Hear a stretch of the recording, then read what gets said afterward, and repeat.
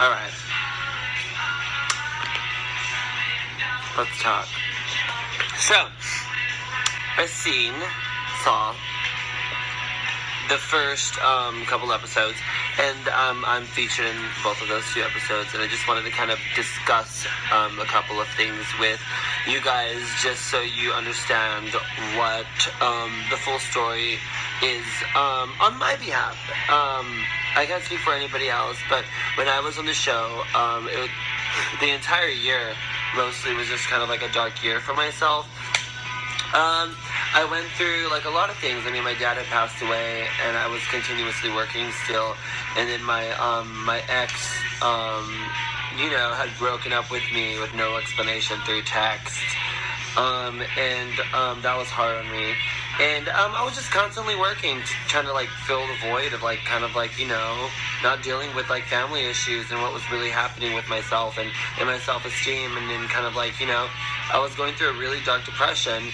And then the opportunity of All Stars was presented to me on top of a world tour. And I had to even cancel one of my, I think, Spain gigs, I believe it was, to do All Stars.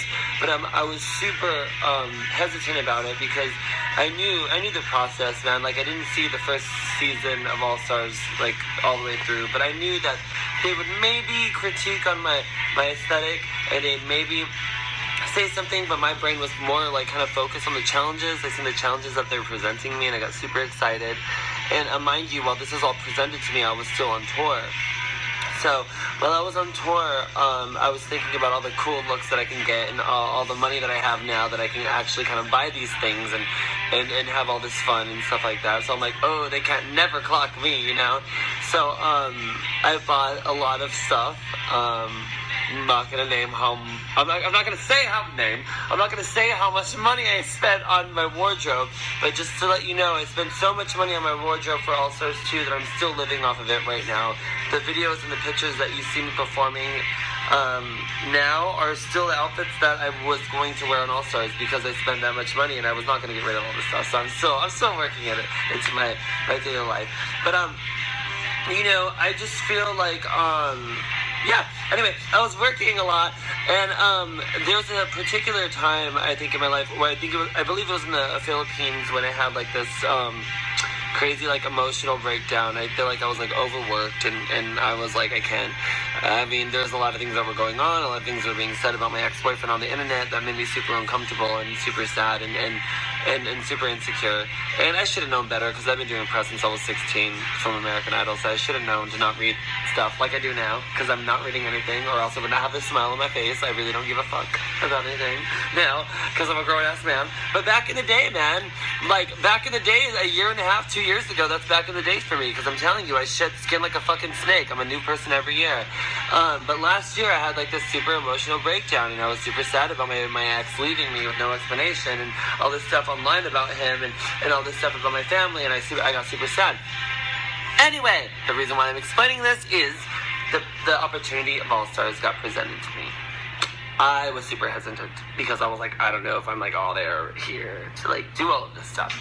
And then we ended up I ended up agreeing to do it. And then, not even thinking about, like, it thoroughly, man. I was still touring while I gave them the answer. I believe I was, like, in Brazil, I think, or somewhere. Probably Brazil. And when I gave them the answer that I would agree to do the show. And I was like, cool. And then, I had no idea what I was getting myself into. I knew the first challenge consisted of me singing. So I gave them a track that I had been working on, which was I Can't Love You. And I had no idea what was going on because I was working every single day. So I was just like, you know what? If it's like a talent show, I'm going to be singing a song I've been working on.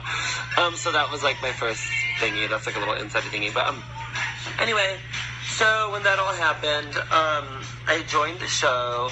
And then not even thinking, man, like, I guess like all my my shit that I wasn't dealing with caught up with me, because when I entered the room, like, the dynamic was different, and I noticed that everybody was super excited, and I was trying to be excited, but, like, there was something that was not there. I didn't have a chance to kind of, like, chill and relax and kind of, like, be chill and a human. I just, like, went straight into it. I had 2 days, like 2.5 days to prepare, so I spent a lot of money and a lot of time getting all of my looks ready, and for every challenge, I believe I had like 3+ looks for every single challenge of the show, so I was super prepared.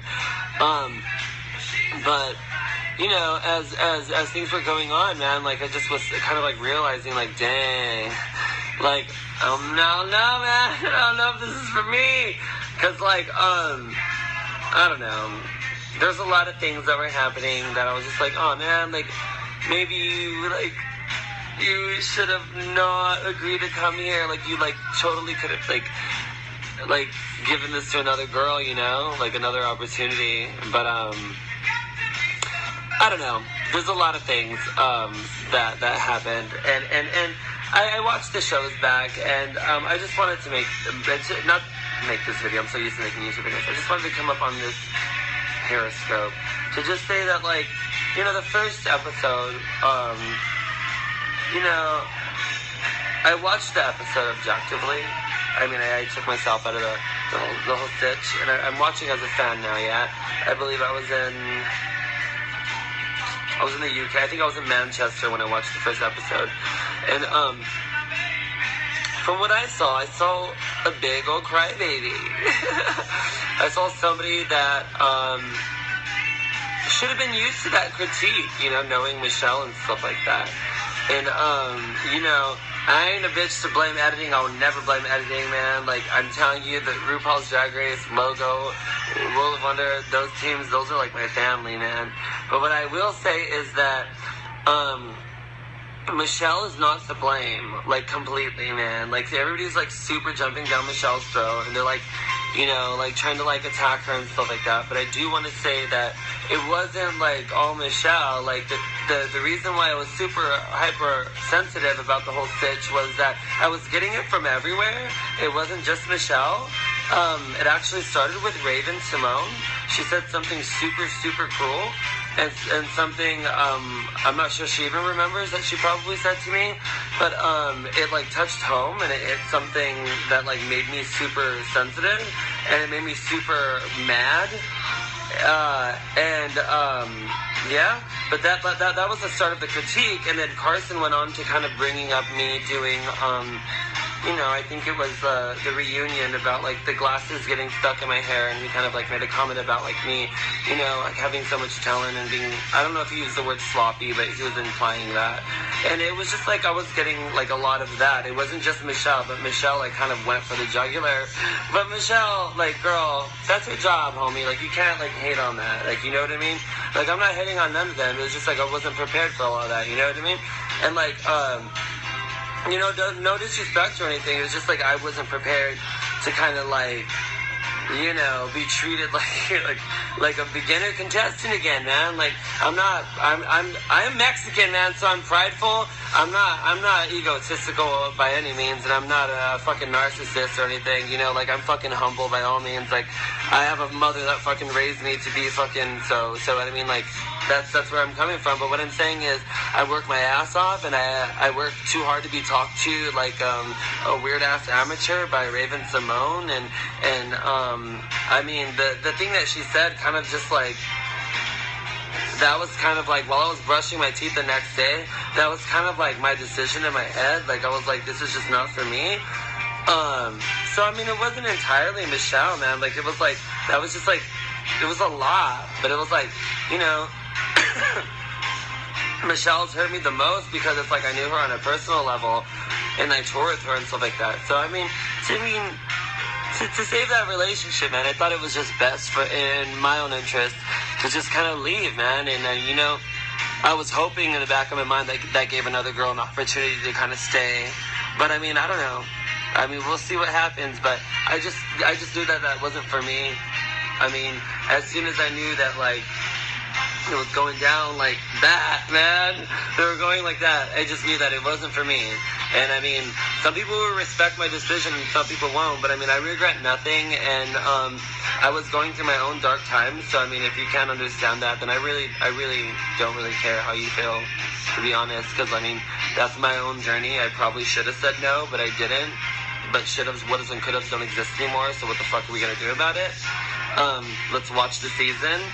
and get excited because I'm watching this.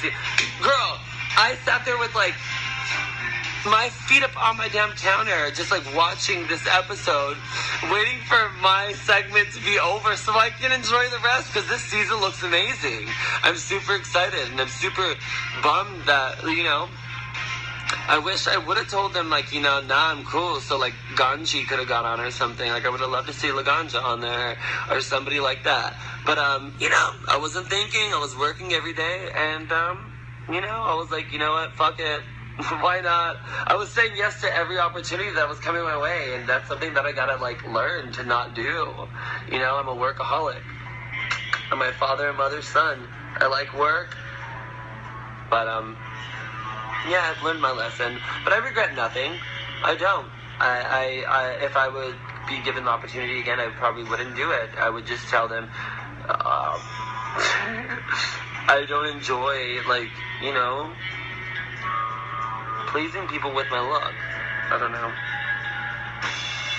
know. But, yeah. I just wanted you guys to know that it was more than, like, me being a little pussy.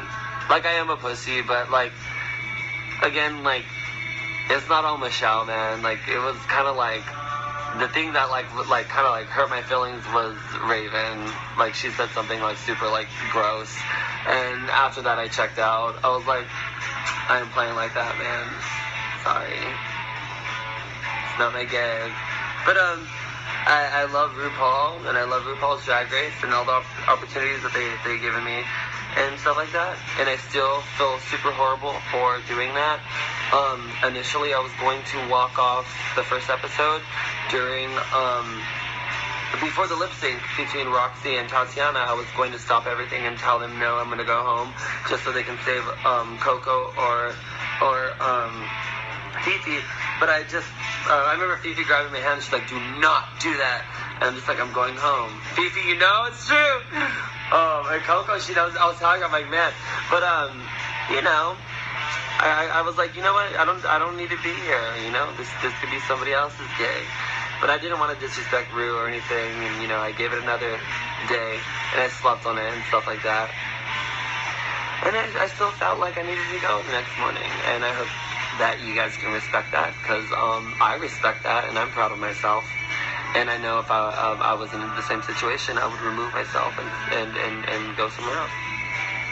And what didn't air on the show, I said, I hope this doesn't show my fans that it's okay to give up. I hope it shows my fans that when you're put into an awkward situation where you feel like you're surrounded by dark energy, even when it's not dark energy necessarily, if that's dark energy inside of your head, you should be able to remove yourself and surround yourself with love and positivity and beauty. And that's what I hope that it sent. So, find your tribe and know what's good for you. And it's okay to be sensitive when you're an artist. It's okay to own your art. I don't know what the obsession is nowadays with kind of like becoming a robot. We aren't robots. It's okay to have feelings when you're an artist. It's okay to be sensitive. And, yeah. I don't know. Whatever. I'm sensitive because I care, man. That's something that's super that's me. So, just smile. And I love you. See you on the road, motherfuckers.